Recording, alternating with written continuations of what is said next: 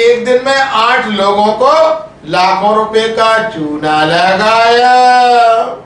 ग्वालियर में साइबर ठगों का जाल लगातार फैलता जा रहा।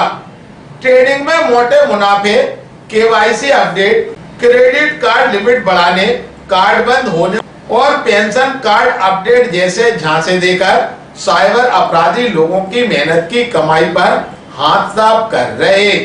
हालात है कि सिर्फ एक दिन में साइबर ठगी के रिकॉर्ड 8 मामले दर्ज हुए, जिनमें लोगों से करीब 20,54,000 रुपए की ठगी की गई। ग्वालियर में साइबर अपराधियों के नए नए हथकंडे सामने आ रहे। कहीं फेसबुक पर दोस्ती कर कारोबारी को ट्रेडिंग के नाम पर 8,20,000 रुपए का चूना लगाया, तो कहीं केवाईसी अपडेट के नाम पर बैंक खातों से रकम उड़ा ली गई। सिर्फ एक दिन में दर्ज 8 मामलों ने पुलिस और आम लोगों की चिंता बढ़ा दी। एक दिन में 8 साइबर फ्रॉड के मामले सामने आए।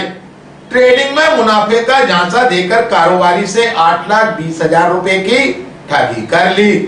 मोबाइल हैंग कर 2 लोगों से 4,82,000 रुपए उड़ाए।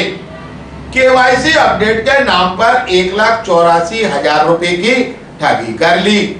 क्रेडिट कार्ड बंद होने का झांसा देकर 1 लाख रुपए निकाले। क्रेडिट कार्ड लिमिट बढ़ाने के नाम पर 1,09,000 रुपए की ठगी कर ली। कार्ड पिन बदलने के दौरान 1,68,000 रुपए खाते से गायब किए। पेंशन कार्ड अपडेट के नाम पर बुजुर्ग से 2,45,000 रुपए की ठगी कर ली। कुल ठगी की रकम करीब 20,54,000 बताई गई। पुलिस के मुताबिक साइबर ठग social media, WhatsApp, phone call और फर्जी लिंक के जरिए लोगों को निशाना बना रहे। ठग खुद को बैंक कर्मचारी, निवेश सलाहकार और सरकारी प्रतिनिधि बताकर लोगों का भरोसा जीतते हैं और फिर खाते से रकम निकाल लेते हैं।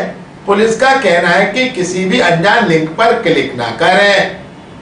KYC update, credit card limit बढ़ाने या निवेश के नाम पर मांगी गई जानकारी किसी के साथ साझा न करें। साइबर ठगी होने पर तत्काल 1930 हेल्पलाइन या फिर साइबर पोर्टल पर शिकायत दर्ज कराएं, ताकि रकम रिकवर करने की संभावना बढ़ सके।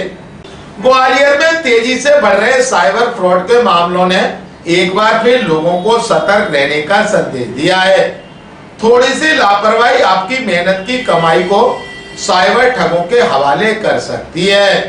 ग्वालियर अभी तक से चर्चा के दौरान सीएसपी मनीष यादव ने कहा, देखिए, ये E0FIR का कंसेप्ट है जो कि दिल्ली के बाद मध्य प्रदेश दूसरा ऐसा राज्य था जिसमें E0FIR का ये कॉन्सेप्ट लागू किया गया था।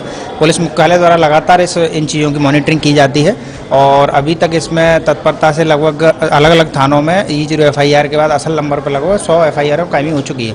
कई बार ऐसा होता है कि आवेदक जो है थाने नहीं आता, चूँकि ये मैंडेटरी होता है कि 3 दिन के अंदर या 5 दिन के अंदर जो FIR का जो जिसने E0FIR की है वो अपने समस्त डॉक्यूमेंट जैसा उसके साथ फ्रॉड हुआ है उनको लेकर के उसको थाने आना होता है। लेकिन कई बार आवेदक उपस्थित नहीं होता या किसी जानकारी की वजह से चीज़ें लेट हो जाती हैं, इसलिए असल नंबर पर कायमी नहीं हो पाती है।